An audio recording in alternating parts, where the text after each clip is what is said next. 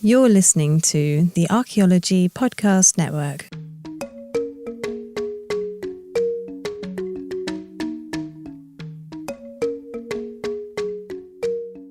Welcome to episode 49 of A Life in Ruins podcast, where we investigate the careers of those living a life in ruins. I'm your host, Carlton, and I am joined by my co-hosts, Connor Johnnon and David Ian Howe. Tonight, it is just the boys, and we're going to be taking each segment to go over a time period to kind of discuss some of our favorite moments in history, talk about the archaeology and what makes them fascinating to us. And we're going to start off tonight with David. What do you got for us? Well, Alexander the Great was born in 353 BC, and he died in 323 BCE. Actually, it might be 350 BCE when he was born. Anyway, it doesn't matter. That time period. What do you guys want to know? Was he so great, or was he just kind of meh? Well, he was Macedonian, right? He was all right. He was kind of meh. And that's a good thing you said, because his name was Megos Alexandros. So he actually was kind of meh. I'll see what you did there. Yeah, thank you. Yes, Carlton. He was born in Pella, Macedonia. So why is he mostly associated with the Greeks and not the Macedonians? His father, Philip, took over Greece. Because here you go. So here's the deal. We got to set the scene, right? You guys heard of the old-fashioned Peloponnesian War? Which one? Well, there's a lot of them. But the Peloponnesian War, the big one. The first one? And the peninsula of the Peloponnese, which is like the big part where Athens and Sparta is, they've been going on this war of attrition for hundreds of years, right?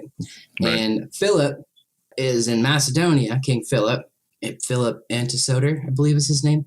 And he was like, hey, I'm over here herding goats. So the story goes, and taming horses and whatnot. And I see all these Greeks just squabbling with each other for centuries. I'm just going to, get this phalanx thing started.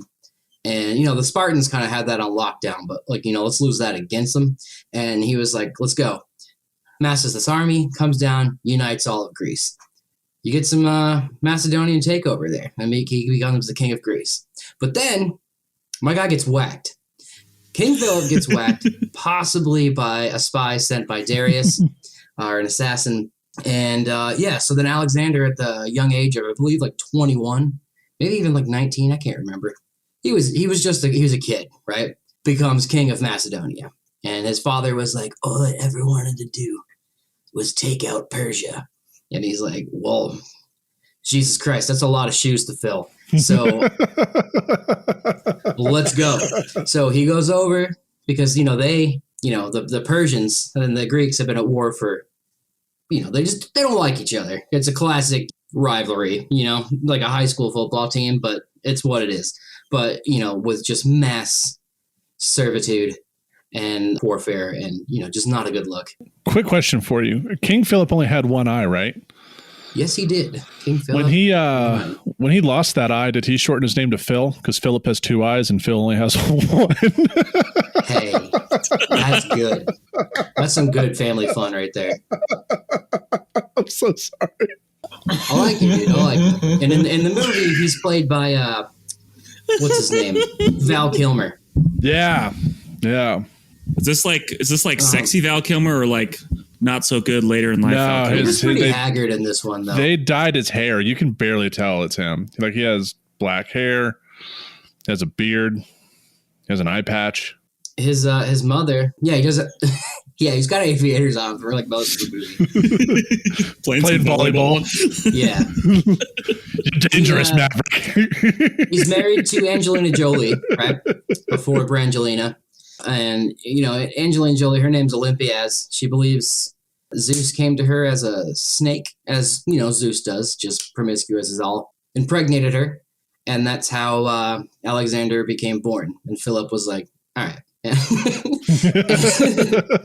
got a question before you keep going on. Yeah. I got a question. So you mentioned something about the phalanx or the pharynx or what can you explain what that is? That's like a military formation, right? Yeah, it's the Greek word for finger. Essentially it's your soldiers that stand locked in line. And they have a shield that guards. It depends on the size. Spartans have a big body size shield that weighed I think upwards of 100 some pounds or 80 pounds. I can't remember. It's heavy. But then, yeah, you hold these shields in unison all together and you form a wall. And in front of that wall, you have big, long, what's called sarissas, which are big, long, like lances, essentially, that you put out in front of you. And the gist of a phalanx is that you have the whole army lined up together like that, but they stagger it. And that was what Alexander and Philip were great at. So imagine like a straight line, but I can't remember. I want to say it's like 25 men are staggered back about like a unit. So I can't describe it any other way than like, imagine a line that falls down. Like if your stocks are plummeting, it looks like that, but even. And like, so that way, when the first one would come and make contact with the army, they would clash. So the other army would kind of try to fill in and flank them. But the rest of the Alexander's army would come up from behind, essentially enclosing their flank. And it was pretty sick. It worked. Got all the way to India with it. But yeah, if you want to know what a phalanx looks like, just 300, the movie, that's a phalanx. Yeah, but I think, and then the Macedonian version, though, is heavily more on pikes, not spears, which are different. So those pikes were like 30 feet long. So you have like, yeah. So you had, it was an odd number across. I want to say it was like 13 men across and like a dozen or 2 dozen deep of pikes that were kind of coming down. Yeah. Yeah. But yeah, it was like a big weighted, I guess pike or lance is the weighted, but it's not a spear really. Yeah. But just visualize it as that, because it's like got the classic, and it wasn't like a big barbed spear at the end. It was a spear that was like, has the rounded back edge to it, which was sharpened. So when you stabbed it into somebody, you didn't have to just like get caught. You could just yank it right out. So you're like basically stabbing out of this phalanx. It's pretty sick. So it's 16 by 16 for a total of 256 men in each unit. Okay, that checks out. It's been a minute. I took this class in college. It was awesome. So how did he, because I mean, like during this time, Greece was still considered a backwater area in the Mediterranean. Yeah, Macedonia and Greece. Like this is before, was this before or after the Thermopylae? This is before, right? This is way after Thermopylae. Yeah. Really? Okay. Yeah. Because remember, Sparta and Athens have now like had their heyday as polities and like been huge city states. And then they just like kind of not fall, but like they fall out of order and like their huge power of like that classical age of Greece. And then like it ends up being taken over by the Macedonians. Yeah. So like, Thermopylae was in 480 BC.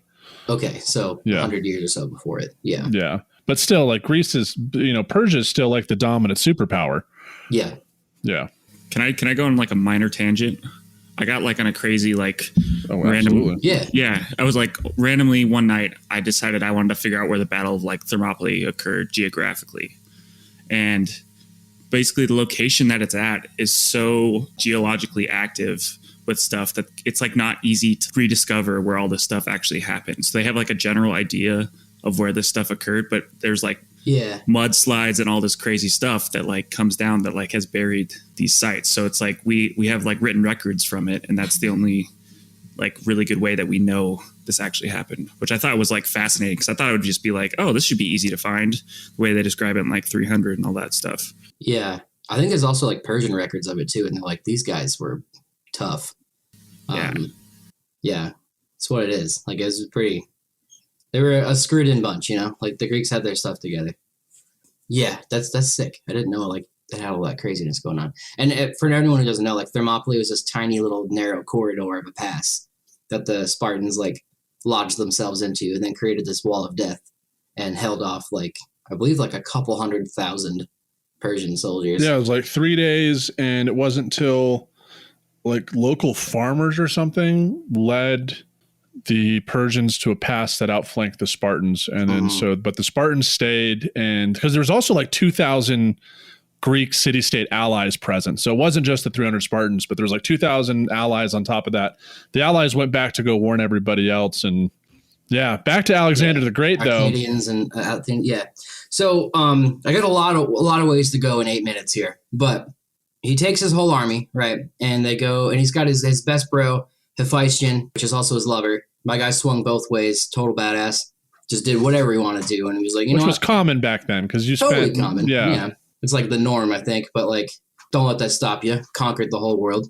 Yeah, he keeps going, and then he goes to this place called Gordium, where they have the Gordian knot. If you ever heard of that, and it's like this huge knot, and it's like whoever unties this knot will be the king of Asia. And Alexander just looks at it and then just chops it in half with his sword, and he's like, all right. And they're like, okay, cool, king of Asia, I guess that works. Then he goes to Troy, takes Achilles' shield out of the tomb because he loved Achilles. He would sleep with the Iliad under his pillow and a knife because, just for good practice. And he goes down there, takes Achilles' shield, used that for most of his battles, I believe is what the story says. Then he goes to Egypt, or he goes to Tyre, which is outside Israel or Judea at the time. The Greeks did not like the Jews. They put up a huge fight there.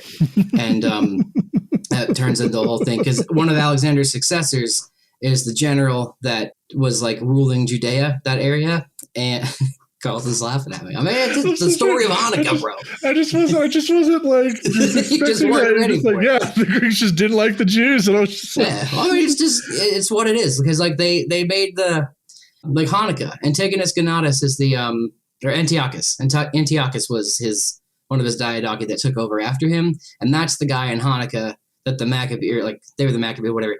Like when the Hanukkah candles, like, or the the menorah didn't burn out. Those were the Greeks that were occupying Judea that were like, screw you guys. Anyway, so he goes down to Egypt, and they're like, yo, real sick of this Darius guy. He's a character. Don't like him. He thinks he's king of Egypt. Established himself as pharaoh. You're cool. You're cool, Alexander. And he was like, cool. I'm now pharaoh. Got all the support of Egypt. And Egypt, of course, is the breadbasket of the Mediterranean. So now he has his whole army fed. So then he goes over to this place, Gaugamela. Huge battle with Darius, right?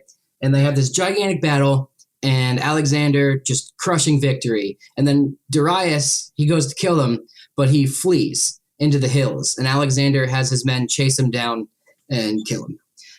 And then he is then welcomed into Babylon as a conqueror, I believe like the age of like 20-something, 22, 23. Wild stuff. So he's now the king of Babylon and owns a lot of Persia. And then they just press on all the way to India. So like the Ganges River, which is like the border between India and Iran. What he did, though, which is interesting about Alexander, is he was really into, I forget what the policy was called. I can't remember off the top of my head. But essentially, it was an anthropological policy where he wanted all of his soldiers to intermarry with Persians. So he wanted to make one big Greek population, like Persian and Greek, unite the world in a way. Mm-hmm. But all of his soldiers who have been like fighting for a couple years now are like, hey, we want to go back to Greece. Like we want to see our wives. And I think she's had like 3 kids by now with other men, but like, whatever. I want to go home. And that was irrelevant. That was a Wall Street bets joke. But anyway, I got to ask my wife's boyfriend if it's cool if I invest in the stock is what I was getting at. Anyway, they're like, we don't really want to do this. And he's like, no, you're gonna marry some of these Persian women. You're gonna unite the empire, and they're all gonna speak Greek and learn, the Greek Socratic way. And they were like, all right, that's fine. But we're not going to India. And Alexander's like, okay, well, here's the thing, though. We're going to India. And then they go to India, and they fight elephants, dude. And, like, in the movie, he's like, it's the Hound. The guy who plays the Hound. I forget his name. Yeah. Oh, I didn't know he's that. Like, we got to fight these elephant creatures. And it's like, yeah, it's the Hound. And, like, they've seen elephants before. Like, they went to Babylon. Like, obviously, they had zoos and stuff there. So they were like, oh. But I guess they never really saw one, like, fight in action. Yeah, like a war elephant where they're all decked out and made to be like angry. the Return of the King, dude. Yeah, and like, but just, a lot smaller because those were Mumok. And then we got, all right, getting into the weeds here. But he fights these people on the Ganges.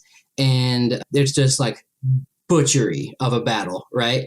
Apparently, I forget one of the battles before that, but he like climbs, I think it was actually this battle, the movie and the, I can't remember the actual story, kind of changed it a bit, but he climbs this ladder like on this castle and he's just like cleaving men like at the top because he's a classically trained classical leader, right? He was at the front lines and he goes up there and he takes Achilles' shield and he's just like hacking and they're like, this guy is deranged.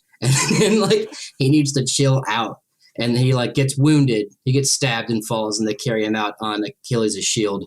It's pretty poetic. Probably didn't happen like that, but anyway, there's this big battle with elephants, just butchery, and they like fall back. But the dude after that wanted to keep pressing on and then go to China And because they heard about China, they're like, this place sounds rad. I really want to take it over. And as all his generals, like all of them were like, bro, settle down. We are not going to China. Like, just sounds crazy. We got to cross the whole Gobi Desert. No, we're going home. And they're like, all right, fine, we'll go home. And he goes back to Babylon.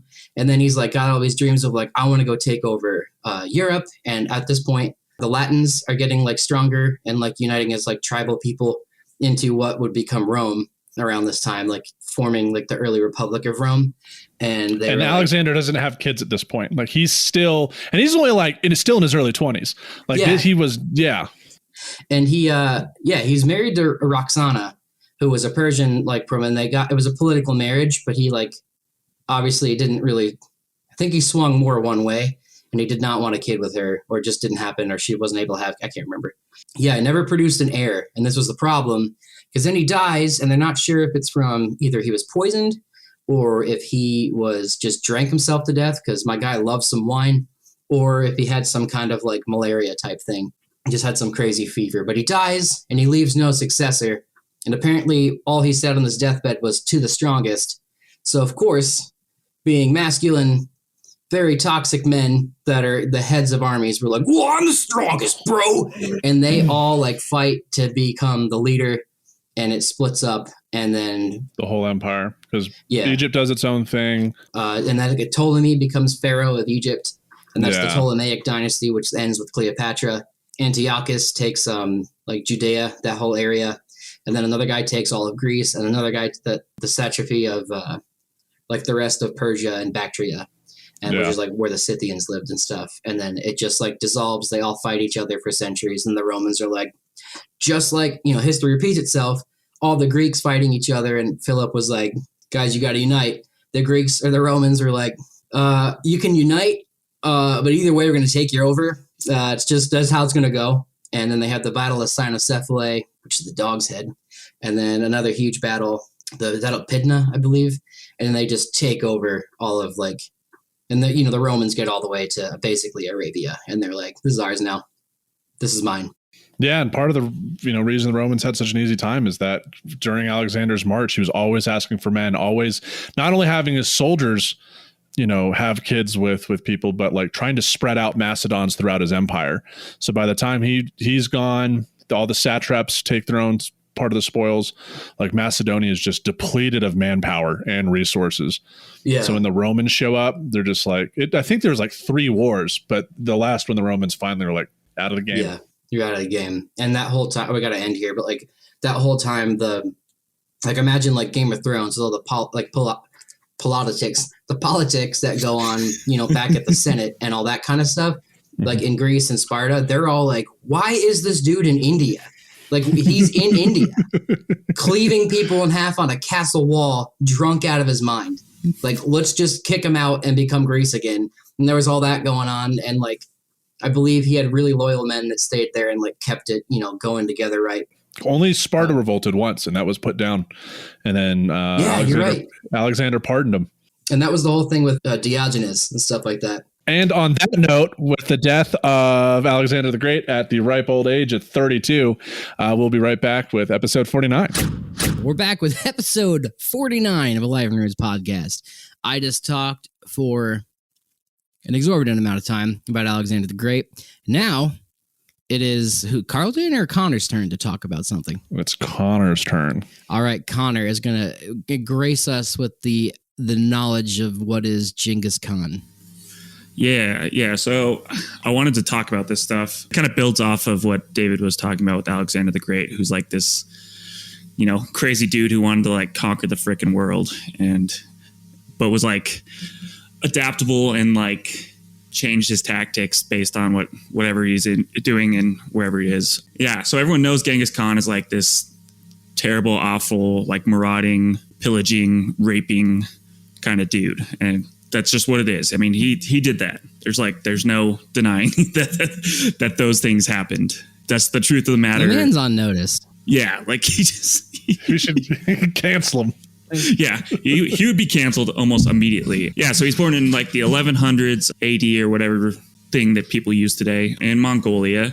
He's born Temujin, And he was the first great Khan, or the emperor of the nomadic folks in Mongolia. And he really got this power by spending a bunch of time basically fighting a bunch of like small scale wars, inter-nomadic tribe wars, and then consolidated all these tribes into this kind of superpower that it became. Yeah, so all in Northeast Asia. He went ham. He conquered as far west in Europe as Poland and Levant in the Middle East. How far east did he go? He didn't make it to Japan. He did China. He got China. He didn't go to them. Yeah, he tried to get into like southern China. I think he got into the northern part. Was like yeah. Yeah, he got into the decent amount into China and then tried to evade Japan. And then that was the first appearance of Godzilla when he came out of I'm pretty sure that was Kublai though, right? That eventually tried to go into Japan and got the divine wind. Kublai was the one who tried to sail to Japan, and that's when the kamikaze happened. Yeah. Kamikaze means divine wind. Yeah. Interesting. It's taken a different thing since World War II, you know. Shout out Smithtown Wada. It does have a different connotation. Very different context. Yeah. But one of the things, so I was reading this book called... Kamikazes are canceled. Canceled, straight canceled. I was reading a book called Genghis Khan and the Making of the Modern World by Jack Weatherford, and he kind of brings up these interesting parts and some of the brilliant parts of Genghis Khan, ignoring the raping, pillaging, general bad, shooting people's heads, prisoners' heads back into their place that they came from, things like that. So he does this. His adaptability comes in and it really shows in every aspect of what he does. So when he would go places and conquer them, he started taking over some of their technology and devised and used some of their weapons that they had contact with, and kind of creates this global arsenal that it can conquer anything at any point, and has this wide range of variability ultimately that can help him attack and conquer in any sort of place. That's how you don't make it to Poland by doing the same sort of horse raiding things. You have to, it's difficult. It's different things, different cultures, and different military tactics that take to ultimately conquer that far.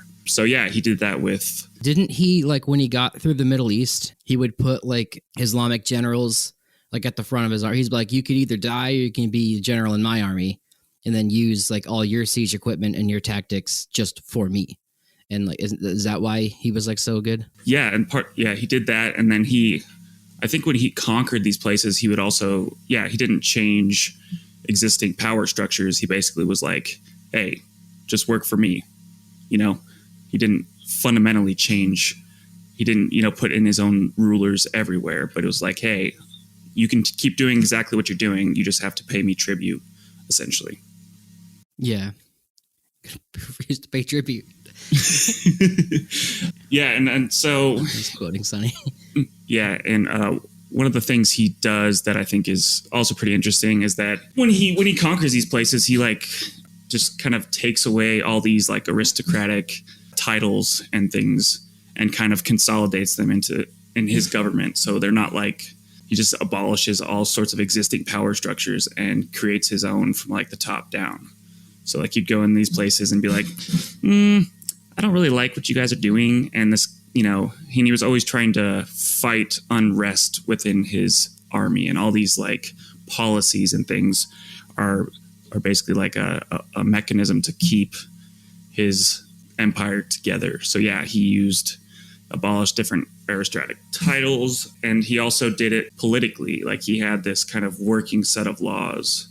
Everywhere he would go, he would be quick to adapt new laws in order to ultimately keep his empire together. So, if something wasn't working and causing unrest, he was quick to change that. It's like the Senate or the House of Representatives and how they should work. It should be an adaptable thing that changes through time.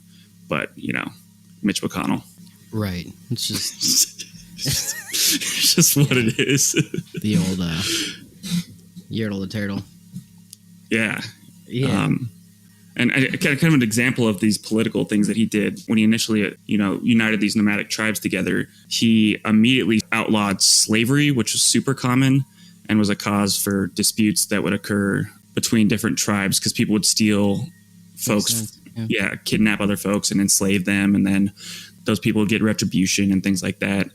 So he outlawed slavery, and he also outlawed kidnapping because they were ultimate tools to like mess with the society, and he was just not having part of it. He also got like kidnapped like multiple times and had like a really bad time doing that.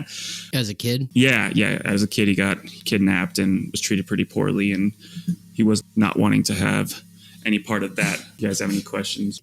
I guess from my understanding, like his tactic, you've seen like Game of Thrones where like Dany arrives in the Reach with the Dothraki, and like you hear this like thunderous like sound, and then like, oh God. And like all these like just horseback or like soldiers just come out of nowhere, like screaming. And like I imagine that's what like a Khanate horde would be, because it's just like this nomadic steppe people just come out of nowhere, and then you like have nothing you can do because they're just fast.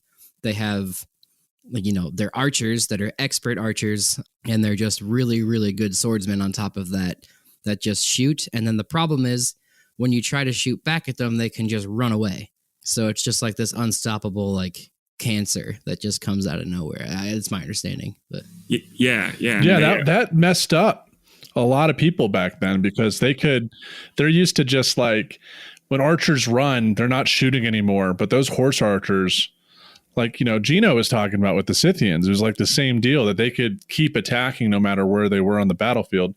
And also my least favorite enemy on Rome Total War, because my armies are never set up to deal with horse archers, and it just drives me up the wall, chasing around that entire goddamn map. Well, and he would build off of this. He would like do these awful things, like have these certain battles where he would like show like specific dominance, and then these stories get spread out to other cities, and they just like immediately like capitulate, because they were just like you were saying, they were so scared of like whatever he was going to do. He kind of was a messed up dude. Just what it is. I'm trying to find the quote. I remember this from Wrath of the Khans. Let me read it. But he sent this to I believe the satrap of Iraq or Baghdad, I think. And he like sent a like letter from an emissary saying like, yo, you guys need to surrender. And Baghdad was like, no.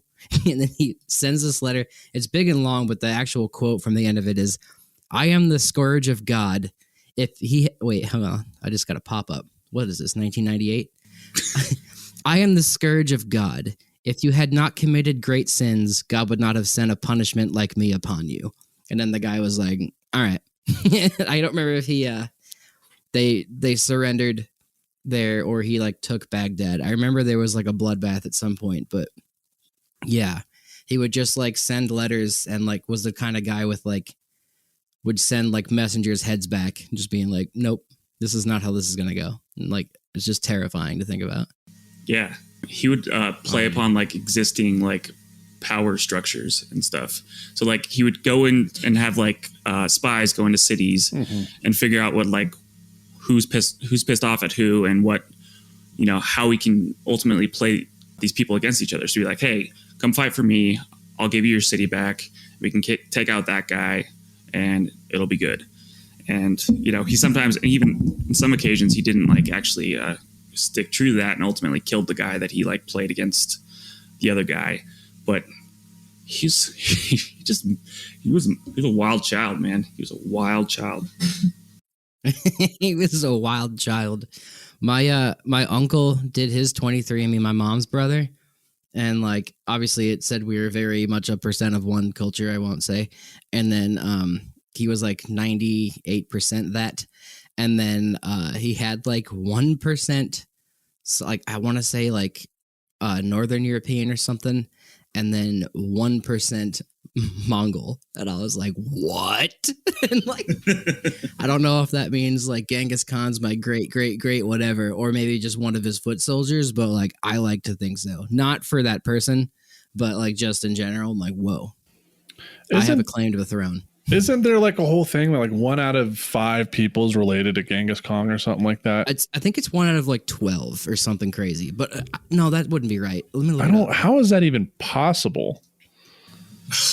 I guess because there were only like maybe like 1 billion people on the planet at that point, and then but this was like in the like 1100s. Like this wasn't like early. Yeah, but he also like took a bunch of wives. Like if you look at his like Wikipedia page, there's like at least 15 wives. So 1 in 200 men. Okay, I'll buy that. 1 in 200? That's crazy. Yeah, I'd buy that. That's crazy. But I mean, yeah, if you think about how densely populated Asia is. Yeah. The only thing additional I have to add that I thought was pretty cool upon reading this book is that he was also very tolerant of other folks' religions. And that's another one of his kind of mechanisms for keeping peace within his empire. Yeah, he's known to be one of the first rulers to be tolerant of most religion within his empires. And these policies did not initially include Judaism and Confucianism, but they were eventually added to the kind of this list of tolerated religions later on. He still practiced his own religion, but did not make it mandatory for other folks to follow in his kind of footsteps. That would make sense that like those smaller religions didn't really get pushed in the beginning because like at that time everyone's probably Buddhist, and then his like I think he had the sky god. It was like a horse god or something like that, and then Islam was like the dominant religion of his side of the world. So, or like, you know, the part that he conquered. So like small little things like Judaism and Catholics, he was probably just like, what? Like, get out. Yeah, absolutely. And those were later added by his son Ogadai.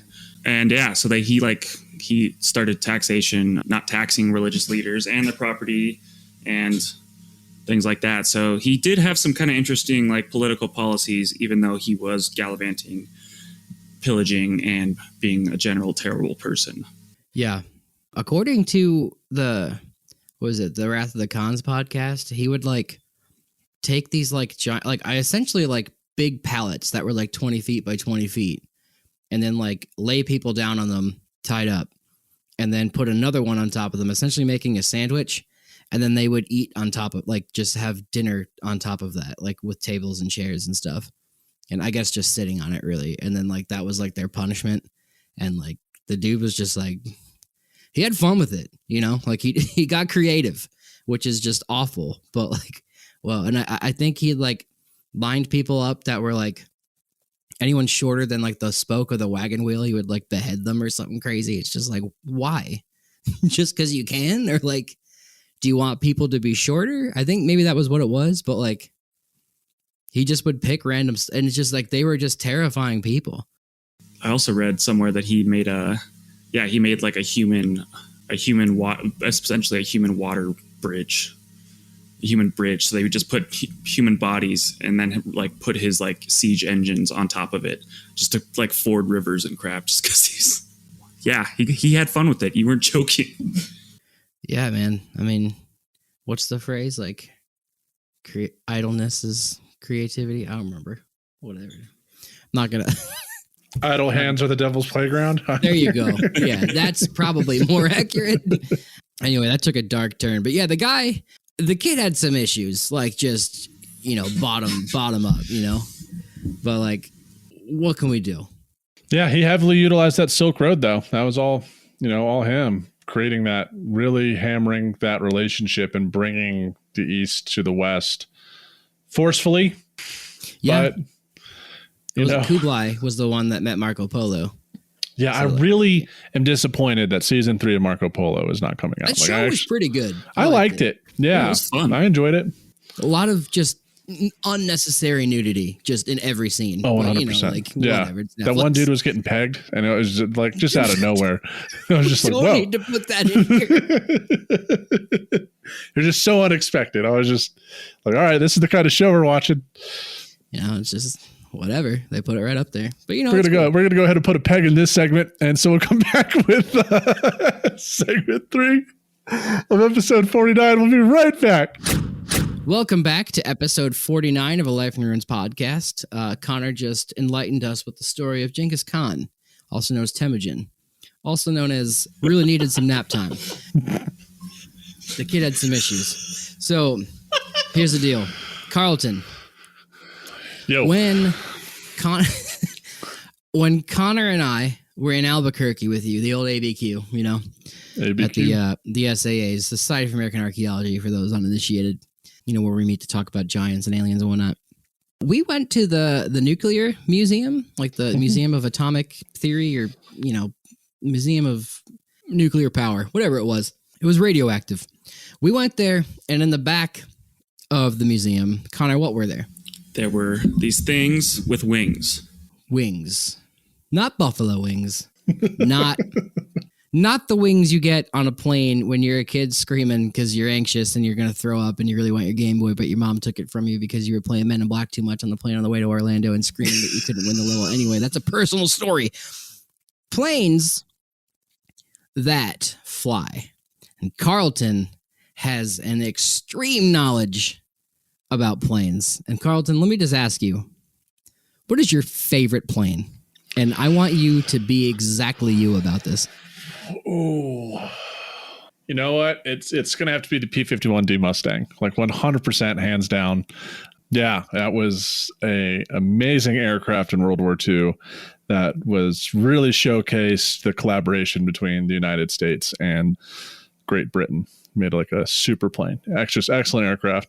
So in the episode that we recorded with Maynard, Hip Hop Science, we talked about those little pamphlets you used to get, like the Nat Geo ones where you had the binder, it had all the animals, and you could classify them by, their class. Zoo books. Well, yeah, zoo books. Well, growing up, I didn't have zoo books. My brother had the zoo books. They made these, it was the similar thing, but for aircraft of the world. And last time I went home, I still have all 12 binders and like a couple thousand pages of it. And that ran up until like the early 2000s. Like that's what I got in the mail, were the little, basically the zoo book versions of airplanes, not just World War II. It started from the age of flight all the way to spacecraft. And like, I loved those binders. It sounds like you did. Yeah, I had a lot. My mom thought it was weird because like, growing up, everyone liked trucks and stuff, but no, I had planes. Like I had the little model planes. I had like an aircraft carrier where I could launch them off of. Yeah, super obsessed with planes. That's pretty rad, dude. And you guys saw a bit of that when we were in Albuquerque and we went to that museum, and I was sitting there talking with the docent about the different kinds of aircraft and pointing out differences in the B-52 they had present based on its tail. Yep. It's extensive. This is the second time we've been exposed to it. So like the first time, I think he was holding back. We were at the Smithsonian Air and Space Museum, exactly. And he like hinted at it. The Carbon Museum. Yeah, the Carbon Museum. I contained it. I was more interested in puns, making puns about things, and putting them on Snapchat, annoying Chris and Connor, than I was about like just nerding out. But there was a bit of that. I nerded out a little bit, but I didn't know Connor that well at that time, so I was just kind of like keeping it contained. But so tonight they asked me to talk about it, and we're talking about different periods in time, and I wanted to do, and this is something that actually kind of relates to archaeology, was I wanted to talk about the European bomber campaign conducted by the Allies and the Germans from 1940 to 1945. Color me intrigued. Yeah. So, taking things with grains of salt, I'm going to use two terms tonight. There's going to be terror bombing. There's going to be strategic bombing. The difference between the two is there's not really any difference, but the Allies had strategic bombing and the Nazis had terror bombing, but they did the same thing. Words are words. Like setting the scene before the U.S. got involved on June 7th, 1941, a date which will live in infamy. Britain was out there hanging by a thread, right? France had just been knocked out in 2 weeks by the Germans through their blitzkrieg tactics. Dunkirk had been evacuated, and Winston Churchill just did his famous speech, "We'll fight them on the beaches, this we will never surrender." Like one of my all-time favorite speeches. I have it on my iPod, and I have a list of inspirational ones. Ronald Reagan's on there too, but not for his politics. He said some pretty good stuff to Mr. Gorbachev. I gave you go. Sorry. Yeah, but like Germany and the UK were so close that you really didn't need long-range bombers. So like the Germans were really using the Ju-88 or the Heinkel, which were okay. And at first they were only targeting like military targets. That was kind of the deal. They didn't bomb neighborhoods. And so that's when the Blitz started, right? So the Germans were preparing for Operation Sea Lion, which was their operation to invade England. Like that's what they were gearing up for. They were setting up the Atlantic Wall. They knew that they couldn't have the fleet to match Great Britain. So like we have the Luftwaffe. We're going to knock out Great Britain by the air, soften them up so then we can get our guys across as quick as possible from the Pas de Calais, which is the shortest point between Britain and France. But one night, Ju-88 got lost because the Germans, early on, you only bombed at nighttime because they were slow. If you bombed at day, anti-aircraft could see you. The Brits had developed early radar, which was critical. Like that's chef's kiss, because they were able to use radar to move the RAF fighters around. They were primarily using the Hurricane at this point, which had like 6 303 machine guns on it. 303 is pretty small. And they had like a couple Supermarine Spitfires, which were pretty fast, but like primarily they're using Hurricanes. So fun fact, the top rated squadron with the most confirmed kills was a Polish unit in the RAF. These were Polish fighter pilots who had been fighting since 1939 and had fled. The UK had a lot of Polish units who basically carried on the fight after Poland capitulated, which they're unsung heroes of the war. They did an immaculate work. And unfortunately, after the war, the UK kicked all the Polish army out, like knowing that they were probably going to be killed in communist occupied Poland. And that's what happened. Like a lot of those guys, like the UK said, thank you for your service. We don't want you here, and kicked them out. And a lot of them were killed back in Poland by the communist regime. But getting back to the bomber talk. So the Germans are attacking at night because it's safer for bomber pilots, but you're less accurate. And a Ju-88 crew got lost and actually bombed downtown London. That broke the no-no rule. It was an accident. But then the RAF retaliated and then bombed urban districts in Berlin. And this was actually a good thing, not for the loss of life, but this pissed off Hitler so much that instead of targeting military targets, like the British were on the brink, like their airfields were getting bombed. They were losing guys. They were knocking out radar stations. Like they were hitting military targets. But then Hitler, being all pissed with that floppy haircut of his and the mustache, was like, now we're just going to bomb residences. And like Goering was like, Hitler, bro, mein Führer, my dude, let's not do that. How about we keep doing the bombing military targets thing because we have them on the cusp? Didn't. And switched targets. And it allowed, not only like reinvigorated British attitudes in the war, like now the British people were getting really upset, but also it gave the RAF time to recuperate, which was huge. So the Blitz ends. This is where things really go cattywampus for the Germans. So like Hitler was like, oh, Operation Sea Lion failed. You know what? We'll just leave the Brits there. But these Russians, let's just go start an entirely new war on the Eastern Front because that will go well.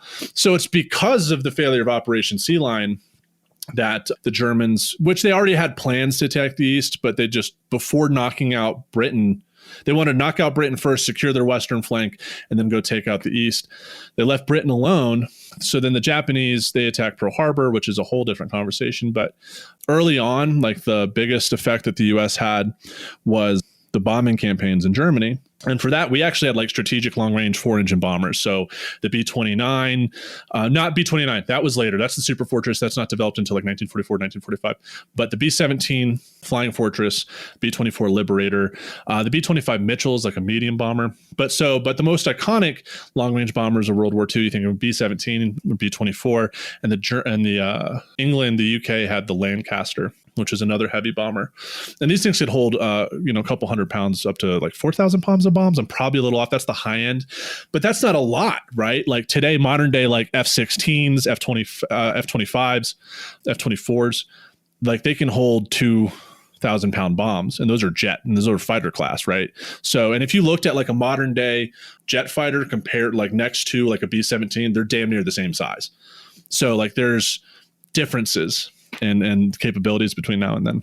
The Americans opted for, and this is under Curtis LeMay, who ends up becoming the Air Force. But this is before the Air Force, you had the U.S. Army Air Corps. Each branch of the military in the United States had its own Air Force. The Navy had theirs. The Marines had theirs. But actually the Air Force I don't think it came about to like 1950s, but until then it was the U.S. Army Air Corps. They did daylight raids, which were bad. I think at the early onset of the strategic bombing campaigns against Germany, only 10% of crews made it back. Like, because you had to either make 25 or 30 missions and then you could go home, and only 10% of guys were making that. So you're talking about air crews upwards of like 9 to 10 and on very expensive aircraft, and talking also like in bomber pilots and bomber crews were some of the most like intensely trained in terms of longevity. So like losing a bomber was not, it was costly in a number of ways, right? But the Americans were like, we're going to bomb during the day because we're more accurate. And that's just how it was. The British were like, we're going to bomb at night because we can not die, but they were less accurate. But what it was able to do is the Germans had no time to sleep. And this went on for, 4 years. But one of the coolest things that came out of it, which I actually talk about in my archaeology class, which is why I want to bring it up, it was called the bullet hole misconception. So like early on, they were like, how do we increase like survivability rates of our bomber crews? So what they did is they started analyzing all the bombers that came back. And then they saw bullet holes in places and they were like, okay, we need to put more armor here, because they couldn't just up armor the entire aircraft, because then you couldn't drop bombs, right? Because it has to still be able to fly. So particularly they noticed and mind you, aircraft that came back, there was a large concentration of bullet holes on the tips of the wings, at the base of the wings where it meets the fuselage, the tail, and then also the midsection. And so early on, they're like, oh, if we armor these up, we'll have increased survivability. So they tried that and didn't work. However, there was an individual by the name of, what was his name? Abraham Wald, who was a Hungarian Jewish statistician who fled Nazi-occupied Austria and worked with other academics in the West. And he noticed real quick, he's like, but wait, these are only the planes that came back. Because he looked at this map and noticed that there was like 3 distinct places where all the planes that came back had no bullet holes. It was the middle section of the wings and the midsection of the tail. And he said, the planes that are coming back made it because those places are secure. You need to put armor on the places where the planes coming back aren't showing any bullet holes. And he was right.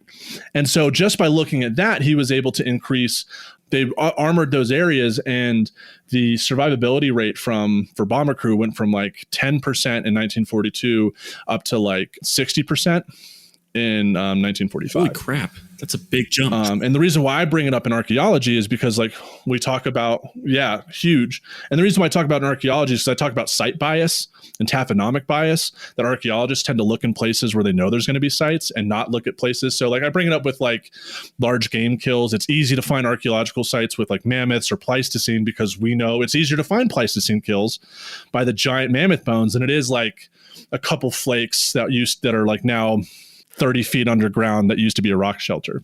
So I actually incorporate my dorky World War II knowledge into class. They don't get this whole like 20-minute spiel on like the history of strategic bombing. They only get a brief moment of it. What did the Tuskegee Airmen use? What kind of planes are those? So, that is an excellent question, David. So actually early on, they used outdated P-40 aircraft. If you ever saw the movie Pearl Harbor, Josh Hartnett, yeah. Yeah, those fighters that they use, those are U.S. Army Air Corps. Those are really slow and outdated. But so early on, they used P-40s. And then they got P-51C aircraft. And the difference between the P-51C and the P-51D, this is really important, is the P-51C model didn't have the bubble, the teardrop canopy. So it wasn't like a straight fuselage and then you had the cockpit. It was built in. And it was also using an engine that was produced by the United States. And the P-51 was at first thought to be a complete failure until someone, I forget who it was, they decided to put a Supermarine Spitfire, so a British aircraft engine, the Merlin engine. They put the Merlin engine in a P-51 just to see what would happen. And wham, it was like the fastest propeller fighter of the war. It had the longest range, like the P-50, and then the Tuskegee Airmen got it. Painted them the red in the back, really distinguishing red. That's how they got the nickname, the moniker, the Red Tails. They had a really high kill count themselves, like one of the best in the war. And what was cool about the P-51, it was so aerodynamic and had such an amazing engine, that confluence of British engineering and American engineering, that they had an increased range as well. So they could actually escort bombers further into Germany, whereas like the P-47s, P-38s could get pretty far too. But like Hurricanes, Spitfires, P-40s, early war aircraft, they could only escort the bombers so far into Germany before they had to turn back, even with fuel tanks. And the German Luftwaffe would just like wait, because bombers without escorts, that's just easy pickings. But the P-51 can almost take them. And the P-51s have several kills against Me-262s, which are the first like jet engine aircraft of the war the Germans invented. And the P-51s, dude, they had like 6 50 caliber machine guns in there. Like American fighter aircraft using the 50 cal was just chef's kiss, because those things could tear up other things. But like, BF-109s, Focke-Wulf 109s, like German aircraft, they had like small machine guns, but they also had cannons in the nose. So they would have like 20 millimeter cannons because they were really like anti-bomber aircraft. So it only took like 1 or 2 of those shells, but you can only carry like 150. Whereas you could throw in like a couple hundred rounds of 50 cal, and you could still destroy ground targets, trains, ships as well, or like the 50 caliber machine gun. It was just Yep. No, that was awesome, what I wanted to talk about. I really enjoyed. Yeah, you know your stuff. You're screwed in. Kid, I also. That's my one superpower. We should also, in a future episode, talk about the Battle of the Beams, like using like their navigation technology, where they're using how the Germans would use their targeting. Oh, well, I can't remember. Well, we'll do it on another episode. Battle of the Beams is pretty cool. That's it for episode 49. Be sure to follow us on all of our socials at A Life in Ruins Podcast or A Life in Ruins Pod. We now have episodes coming on YouTube. They're going on to the Archaeology Podcast Network. We'll soon get them up to our channel. David, what else you got to say? Make sure you rate and review us. Send us emails at alifeinruinspodcast@gmail.com. We did it. Yep. Seacrest out.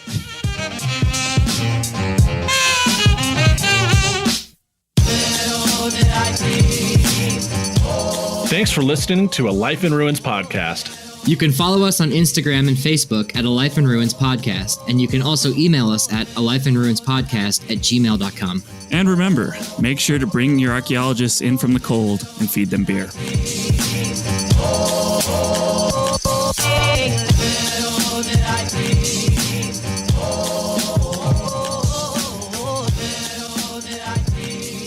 This episode was produced by Chris Webster from his RV Traveling America, Tristan Boyle in Scotland, and the Archaeology Podcast Network, and was edited by Chris Webster. This has been a presentation of the Archaeology Podcast Network. Visit us on the web for show notes and other podcasts at www.archpodnet.com. Contact us at chris@archaeologypodcastnetwork.com. Welcome to episode 49 of A Life in Ruins Cop. Life in Ruins Cod pass. Cod piece. Dude, yeah, I've been playing Call of Duty Modern Warfare all day. Sorry. I almost said Oh, Cod you pass. got it.